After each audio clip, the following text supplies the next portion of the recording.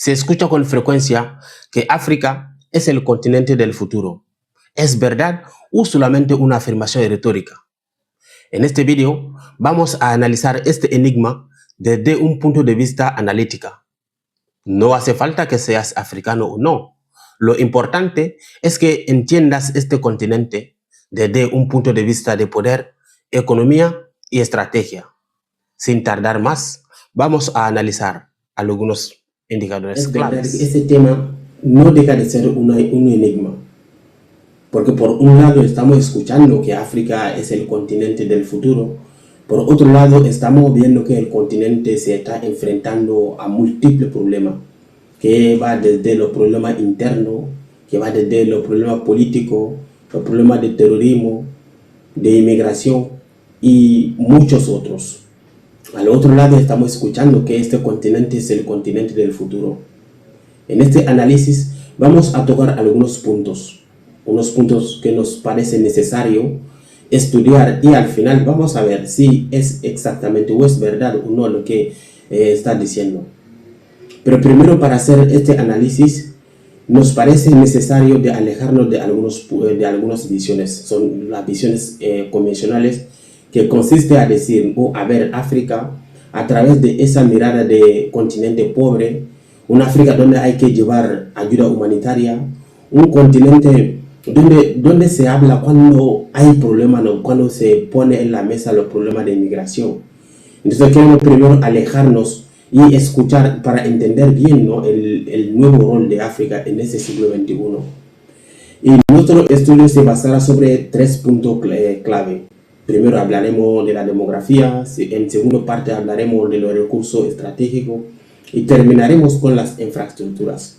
Porque muchas veces en los estudios se habla de los recursos, y hasta no solamente en fuera de África, hasta los propios africanos, muchas veces lo que hacemos es que hablamos de lo que África tiene muchos recursos y olvidamos de esta potencia demográfica, ¿no?, que tenemos, de esta infraestructura que África puede disponer, es que también puede cambiar mucho, y puede cambiar el juego, ¿no? Así que primero vamos con la demografía. Que sea África o no, pero podemos decir en cualquier continente o cualquier país, su desarrollo económico tiene una correlación directa, ¿no?, con su desarrollo demográfico. Lo hemos visto con la República Popular de China. Muchas veces lo que vemos es como ese China que está ya en nuestra casa, porque cada cosa que tenemos ahora en nuestra casa hay algo de chino, ¿no? Pero lo que olvidamos es que es la correlación, ¿no?, que tiene ese desarrollo económico de China con su desarrollo poblacional. Así que nos parece necesario primero que veamos este punto, porque son uno de los puntos que puede determinar si un continente o un país es algo o que tiene el futuro. Se prevé que en 2050 que 1 de cada 4 personas en el planeta será africano. Eso sí que es una oportunidad, pero a su vez también plantea un reto muy grande, porque 1 de cada 4 habitantes en el planeta, eso necesita un mercado interno muy bien estructurado y bien organizado, necesita una capacidad productiva, porque es como un consumo masivo, y a la vez también necesita una buena combinación o una buena relación con el exterior, porque un continente no puede desarrollarse y encerrar sobre sí mismo para ver esta relación con el exterior. Lo hemos visto con el ejemplo de China, ¿no? Cuando China se desarrolló, ha visto esa necesidad, ¿no?, de abrirse y conectarse con el mundo. Pero muchas veces lo que se ve en África es como dicen, ¿no?, como ese África que está multiplicando su población, pero lo que no se ve es que muchos países ya están estructurando o reestructurando su economía para adaptarse a ese nuevo reto, porque en África la mayoría, ¿no?, de esta población que estamos hablando son jóvenes. Así que países como Etiopía y Ruanda ya están estructurando su economía para meter directamente, o para que se pueden meter directamente a ese millones de jóvenes en el sistema productivo. Pero el punto de inflexión viene en la área del libre comercio continental. Como sabemos, primero lo que hay que entender es que África no es un país. Muchas veces es muy difícil, porque cuando hablamos de África la gente piensa como es un país, te preguntan a veces, ¿no? Pero primero hay que saber que África no es un país, es un continente de 55 países. Y estos 55 países, bueno, la Unión Africana, por ejemplo, en 2021 ha firmado un acuerdo de libre comercio entre estos 55 países. ¿Por qué es tan importante este? Porque en África ya sabemos que hay muchos organismos, África del Oeste tiene un organismo, África Central tiene un organismo, África del Este. Entonces, para transitar de un país a otro hay todo un problema aduanero, ¿no? Entonces, el objetivo de la Unión Africana es incluir sus 55 miembros en un mercado común. Eso sí, si llegan a armonizar su problema arancelaria, eso sí puede cambiar el juego del comercio internacional, porque ya sabemos que el comercio internacional hay mucha parte que se basa, ¿no?, en África, que sea de importación, de exportación, esa relación con el exterior. Pero hoy en día se prevé que África tiene más de 1.400 millones de personas. Como hemos dicho que en 2050 uno de cada 4 personas será africano. Pero uno de los grandes retos que se planea primero es preguntar en dónde se va a vivir toda esa población. Así que hemos traído este mapa que nos parece bien explicado, ¿no?, o que puede contestar a esta pregunta. En el continente africano se puede incluir Estados Unidos, China, se puede incluir India y se puede incluir casi toda Europa. Así que ese primer problema ya está resuelto. Como que sí va a haber esta sobrepoblación, que no va a haber como esa parte donde va a vivir la gente. Ese primer problema está resuelto. Así que yo creo que sí estamos viendo, o cualquier persona que está pensando África como una periferia, ¿no?, está leyendo el mapa del siglo XX. El siglo XXI está dibujando otra realidad. Esta realidad está pasando, es lo que estamos analizando. En el segundo punto, como hemos dicho, el recurso estratégico, hemos cogido 2 ejemplos. En todos los países desarrollados se está hablando de coche eléctrico, de este avance, de este grande avance, por ejemplo, ¿no?, en la tecnología. Pero lo que se olvida muchas veces es dónde se encuentran estos recursos naturales.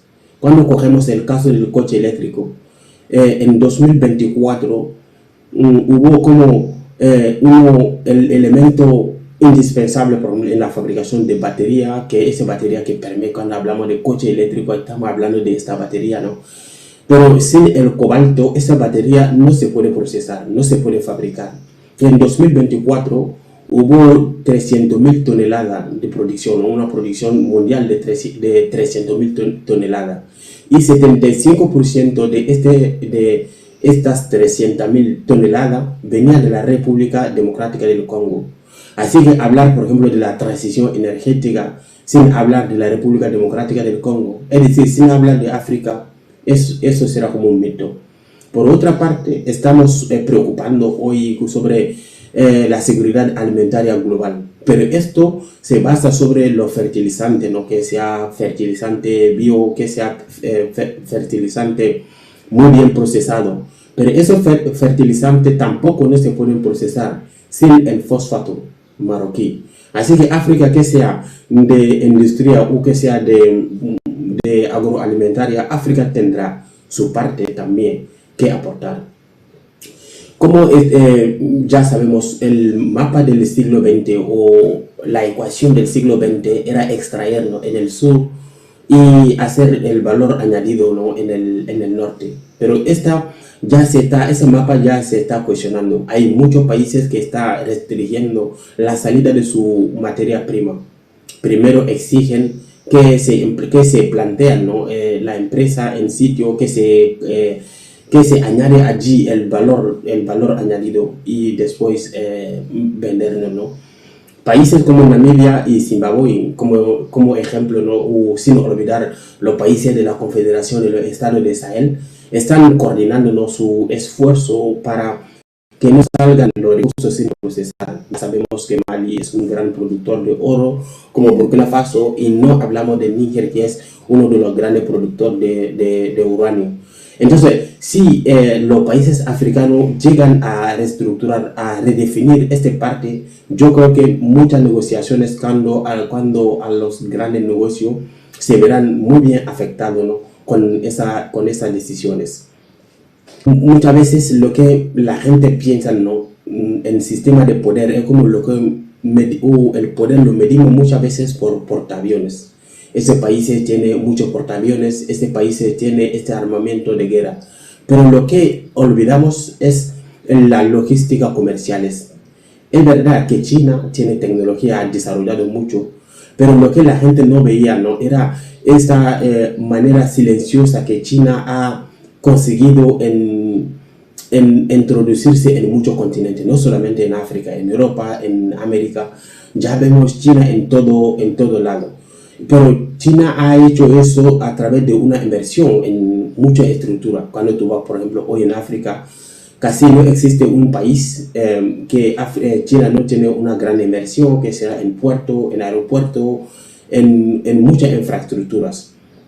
Así que los países, otros países como otro continente como Europa o Estados Unidos han entendido esto. Y antes, por ejemplo, era mucha este enfrentamiento para sacar los recursos naturales.